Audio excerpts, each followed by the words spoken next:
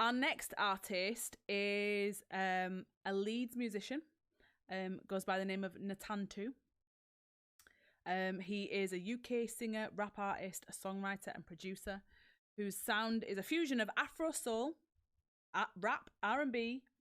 In 2018, his local hit Love and Leave You gave Ntantu his first real introduction to the music industry. He's opened up for the likes of Wretch 32. Wretch 32, that's such an old person way of saying that. Wretch 32. I'm older than I look. Wiley, Lethal Bizzle, Young Team, Bugsy, Nadia Rose, who he really rates, by the way. Ntantu has also supported DJ Danny T from Leeds. Hold tight, DJ Danny T. And 2 sold-out shows at Leeds O2 Academy. He is the voice and face of the bid that is... Now, I'm going to hold that there because he reveals this in the interview. So, without further ado, here is Ntantu. Ladies, gentlemen, and everybody in between, we are delighted to introduce our new guest. Our new guest is musical artist based in Leeds, Ntantu. Ntantu, what's up? Yo, what's going on, man? Thank you for having me. No, thank you so much for joining us. We're really, really excited to show your work. Let's get into it. Tell us a bit about your background, your creative history. I'm a musician, an artist, but I basically jumped in and out, or I've been jumping in and out of different mediums like film, in terms of film, like acting, directing, producing music videos, producing short films, writing short films, and then actual producing video content for other people as well.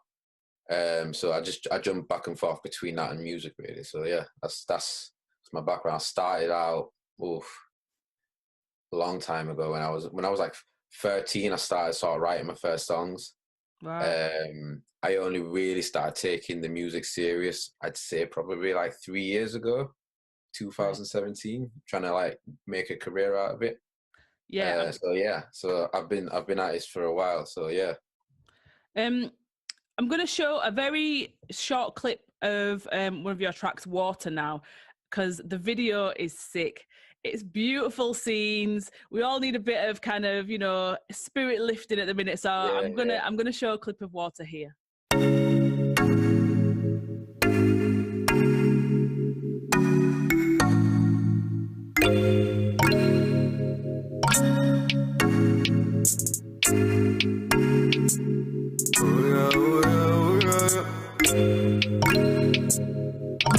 Nah, we don't know them this. Tell the F-boys, see you later. If you got style, then show them this. So you want up for the haters. She don't wanna waste man in the DM. My hat to sliding, outfit matching my beard. Drop top stuff when she riding. Girl, me with your what out. Babe, you a hot spice. Flavor like, oh, you a hot spice. You go party next door, but you're not nice. Quench me with your what out. Baby, you a hot spice. I just want you to come by. Baby, you a hot spice. So who made the video? Did you produce the video yourself, or did you get crew? Or so we basically had a situation where I had to try and make the video on the smallest budget possible because of certain things that were going on. So I took my own camera. I found someone on the island that we filmed it on in Zante, right? Who basically is a videographer, and I paid him literally just to film the scenes, and I was directing whilst he was sort of filming it, that kind of thing. And then my boy, who I was on tour with, DJ Danny T. I don't know if you hold tight, DJ Danny T. Yeah. So he actually was responsible for location scouting. So he found all those spots that we filmed in, that kind of thing. So right, he gets a little producer credit on that. Yeah, the production values are crazy on that. It's amazing. Yeah. Well, the thing is, we try to keep it as simple as possible, just because the only thing that I could really do to make it sort of stand out was get really good sort of picture quality and good performances in the takes, that kind of thing. So it took a while to get from location to location. Right. Even it being on a small island, one location was like an hour and a half away from the other. So we'd shoot it in like one day, 2 scenes, and you know what I mean. So we'd have to just keep jumping back and forth as fast as we could. but yeah, we got all the shots done. We try to keep it as simple as possible. I would have loved to, in hindsight, done a few more sort of stuff with like people who were in the video, little scenes and stuff. But like in the end, I was happy with the result that we came up with. So I can't really That's the thing about filmmaking. You never it's never finished. I think that's something that people learn very quickly. Yeah. A project is never finished. You could always just add that little bit, but no, the production values are crazy. I love the video, the grading. I'm I'm a cinephile and I look out for things like grading and like what the DOP's done, and I just loved it. Yeah, I'm a pixel peeper as well. I can't when I see things that aren't right, I was like, it just gets to me. But yeah, no, I'm with you on that one. So tell us some of the projects that you've worked on that you're most proud of. I know you've worked with Grime Daily, and if there is a message, what kind of message do you hope your work conveys? So I'm just trying to think where do I begin. In terms of stuff that I've worked on, I don't think many people know this actually. One of the things I'm most proud of is working with Leeds City Council and Channel 4. Right. Basically, we started a campaign for European Capital of Culture. Yes. We did that like 2017, and then the plug got pulled when Brexit sort of happened, and then after that, basically, the city was still sort of pushing to sort of this campaign of European Capital of Culture, regardless. And then we were trying to basically the council were trying to get Channel 4 to sort of move their headquarters to Leeds to the region, and I was responsible for our sort of like to help facilitate all of that happening. We did a promo video for it, which was sort of an internal video, an adaptation of the first video promo that I was involved in with the Capital of Culture. Yeah, and that ended up being the sort of the catalyst to persuade Channel 4 to sort of decide to move to Leeds. So that's crazy. So Channel 4 are in Leeds because of you, basically, right? not all me, but yeah, I'd like to say I played a part in helping that sort of situation. So yeah, so yeah, that's one thing that a lot of people don't really know. So obviously I met all sort of the sort of top dogs on the board, all on the board and that kind of thing, and know them by name. But yeah, I'm just to be involved in something like that for a city as big as Leeds. Yeah, it's something that I'm quite proud of actually. So aside from that, if we're talking music wise, yeah, I don't actually think I have fully displayed what I want my message to convey as an artist. Right. Yeah. As much as I've been releasing music for 3 or 4 years, I still think that I've got a lot more to sort of give, and I really think the next few sort of stuff that does come out, but that I do release, will sort of reflect all of what I feel my message is as an artist. Because over the last few years, I've done a lot of growing, gone through quite a few different things, and your perspective changes, that kind of thing. Yeah. So yeah, I just think that when people hear the new music, they'll see, right, they'll start to understand me as an artist a lot more. Yeah. And the message that I'm trying to sort of convey, because I'm all about sort of positive energy, sort of good vibes, telling the truth, even if the truth is ugly. Do you know what I mean?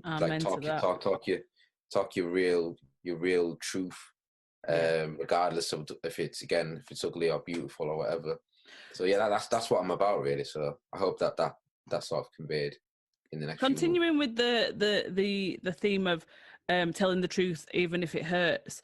And earlier on, you mentioned like trying to make a career out of, or taking music seriously and putting your efforts in to make a career out of it. What challenges, if any, have you faced as a Black Northern musician trying to make it in a mad industry? I'll tell you a funny story actually. when you're speaking of that, basically I had a tune, I think 2 years ago, that I dropped called Love and Leave You. So before I was called Ntantu as an artist, my stage name was Devo. Now the song that we released got quite popular, especially down in London, and we got a few radio interviews. And I got to one of the radio stations, and they wouldn't let me in at first because they didn't know who I was, and I was just saying, "Look, I'm here to do an interview, got a song, that kind of thing," and they were confused. Even the radio production manager was confused because they thought that they had Santan Dave. Yeah, I knew you were gonna say coming that. down. and then obviously they were like, "Oh, okay, we like the song anyway," but you know what I mean. So I did the interview, but it was a bit awkward. Oh God! It's a shame because I lost the interview. I don't think they've got it anymore, but I lost the clip, the interview. It was really awkward. But yeah, little things like that happen. But aside from that, just getting our names heard, because I think when people think of sort of Leeds, especially if people outside of London who've never really been to Leeds, outside of Leeds who've never really been to Leeds, they sort of think it's sort of all countryside. Yeah, Emmerdale Farm. All of that.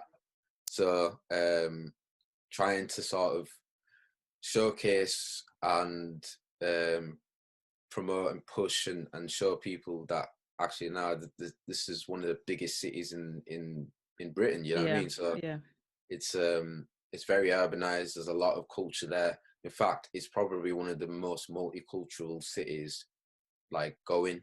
Yeah, it is. Yeah. As much as it's multicultural as well, there is a very sort of proud Yorkshire identity. So Yorkshire stand up.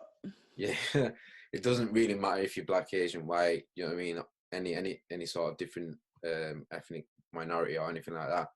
If you're from Yorkshire, you're from Yorkshire, and that comes first. You get me? So damn right. So yeah, it's difficult, but slowly but surely, we are starting to break down those walls. The Manchester artists are showing that, you know what I mean?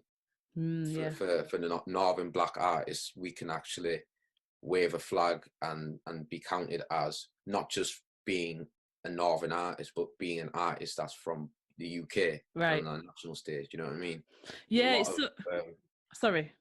Now there's a lot of people coming through now, and artists coming through now, which are building their own little small fan bases, and making good earnings from actually putting music out to just a small cluster of people. So I think you'll probably see in the next year or two, if there'll be one or two people from Leeds who really, really national household names. I don't want to name names, but there's a few on my radar that I really like at the moment. I don't know if people have heard of them, but you can name names if you want. Yeah, I like one name that comes to mind is Graft. I've worked with him before.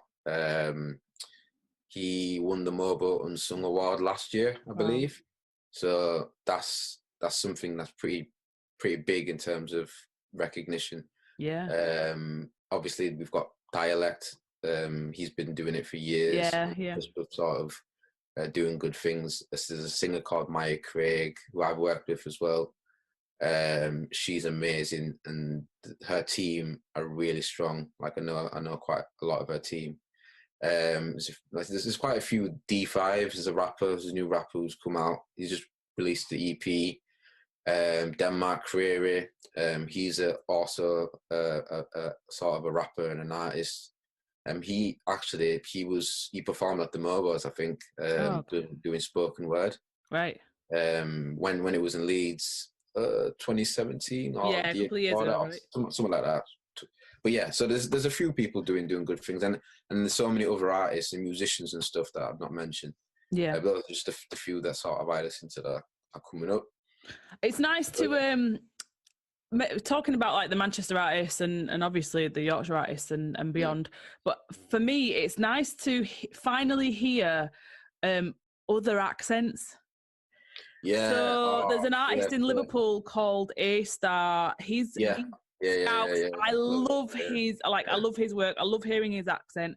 There's a lot of artists like Case, one of my favorite artists from Sheffield. I love hearing his accent. It's nice just to have a bit of diversity in the music. Do you know?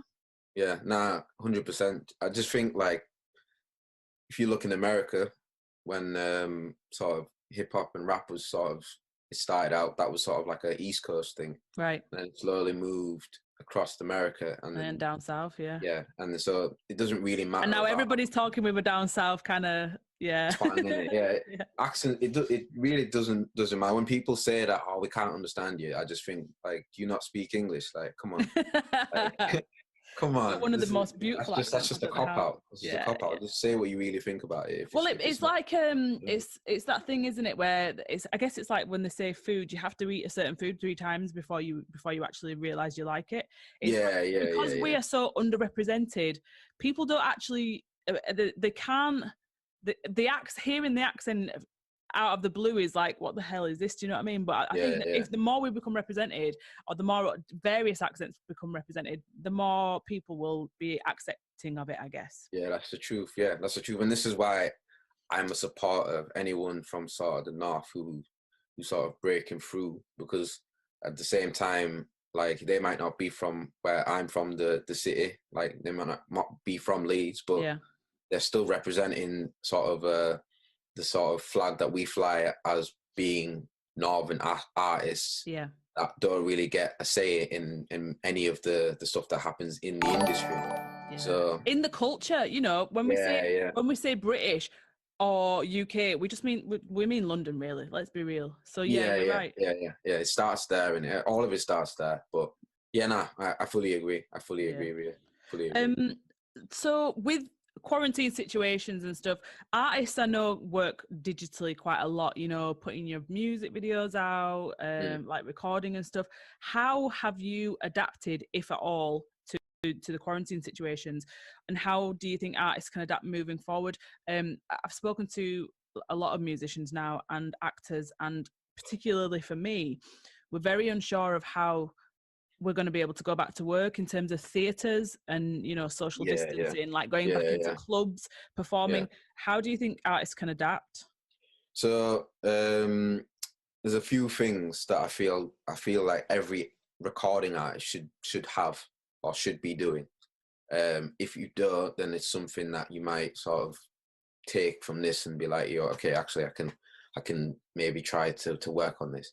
So having your own setup to record is so important, because it allows you to basically be able to still make material and still collaborate, because people and producers are looking for vocalists, they're looking for vocals, they're looking for people to collaborate with. And if you've got the tools to be able to make your material to sort of share and stuff, you're already removing one barrier. Yes. And it doesn't have to be mixed down. You don't have to be a mix engineer. You don't have to be someone who like polishes off the song or whatever. All you need to know is how to record. So you need a microphone, an interface, and a laptop that can record good sound, good quality sound. That's all you need. So those are you don't even need an interface now. You can get USB mics without interfaces included. This is what I'm saying. USB and the technology is improving all the time. I literally just bought a USB mic recently. Nice. So it's the technology is improving all the time. So no one's got any excuses for sort of not being able to create. That's all you need. So they need a setup and a little setup. Next thing I would say is have a plan in terms of, okay, we can't release this like this, so maybe we do it like that. If you don't have a camera to film yourself doing a music video, why not do a TikTok? Right. Why not make a song that's short and sweet just for Instagram? Right. Why not use a phone to record your own music video and edit it in iMovie? Yeah. It's hard times for everyone. So even if the quality isn't as good as you'd like it to be, people are going to see and understand that, because we're all in the same boat, basically. So having to sort of change your plans is something that obviously no one wanted to happen, no one anticipated it, but like for you to sort of carry on being creative, you just got to do it. You got to do something, you know what I mean? Yeah. So those are really good tips, actually. And speaking about recording for like your videos on iPhones, there are special like movies. There are movies made on iPhones now, and special film festivals that are like iPhone film festivals. It's crazy. Yeah. Now I've got an app on my phone that basically allows you to record high quality, high resolution, that kind of thing. So like, just do some research and find the apps that work for you and work for your phone and stuff. And just get filming, get creating. So I really think that technology now is allowing people to do a lot of stuff. Like, for instance, we're having this conversation. Do you know exactly. what I mean? We don't need somebody to let us in anymore. We can do it our damn self. There you go. So, all right. So what should we look at? What should we look out for? What's coming up for you? So at the moment, I am cooking some good material. I'm working on an album, actually. Wow. It's funny because I was holding back an album for about 5 years or so, or something like that. Oh my God. Thinking, I need to wait for the right time to release this. 5 years, Jesus. It's 5 years in the making, it's been. But I basically went back to the drawing board, again, like I said before, new perspective, that kind of thing. Yeah. Scrapped everything and said, right, if I'm going to be the artist that I want to be, I'm going to do exactly what I want to do. And instead of doing singles and stuff, I'm going to start putting bodies of work out there, because that's how I feel I can get my message across to people. Yeah. So this album, I've been working on it for before quarantine. So maybe since December. Okay. It's nearly done. Oh, wicked. I'm putting the finishing touches on it right now, and then hopefully we'll have a release date in the next month or so. So look forward to that. Hit us up if you need to digitally release it. We'll help you put the word out. Thank you so much for joining us. Really, really appreciate it. We're gonna show your clip, the Yeezy Freestyle now. That you just kind of posted the other day, and I was like, what is this? This is amazing. Let's get it on the show. So here's Ntantu with the Yeezy Freestyle. You can see his socials here. You can donate to him here. Follow him. You can get involved. You can follow him on Twitter, Instagram. You can subscribe to his YouTube, all the usual good stuff. Thank you so much. Yeah, let's go. All I hear is talk about news. I'm too blessed to stress. Can't walk in my shoes. I use crep protect. Can't dip like Jews. I do rep the set. I was born to kill tunes. I'm too fresh to death. Nobody ever thought it was gonna be like this. Promethean got a nigga wanting to write hits. PPE to protect me from my pagans. DDT when I'm wrestling with Satan. All our leaks get spun like an atlas. Don't move a pritch, that's cactus. Dead on a man quick. Money getting flipped, that's mattress. Can't throw shade on my blackness. Dark skin antics. The way I wreak havoc on a tracks be shook. Not even if it's the fury could have matched these hooks. I'm a songwriter, hear my tracks keep up. Steady trying to run a game, no athlete's foot. Nigga pass me the arcs, let me orchestrate. I can't be a fraud, I was born this way. Go and talk, get paid, and I'll go for your funds. Get more fierce when they know you're the one. And I make beats like Polo the Don. You're trying to sing along when you don't know a song. Aim for the stars, you might go to the top. But when I shoot my shot, call me logo LeBron. Stab me in the back, that's a wrong you regret. Balance with the rap, should've gone for the head. Man up if you're bad, brother, come to the ends. Going Kellogg's when I snap, crackle, pop, you're dead. Can't tell me nothing when I get my money right. All my niggas in Paris and we're getting fully hyped. Bits of money heist, got a stack and make peas. Got a billionaire flow, bitch, I think I'm Jay-Z, whoa.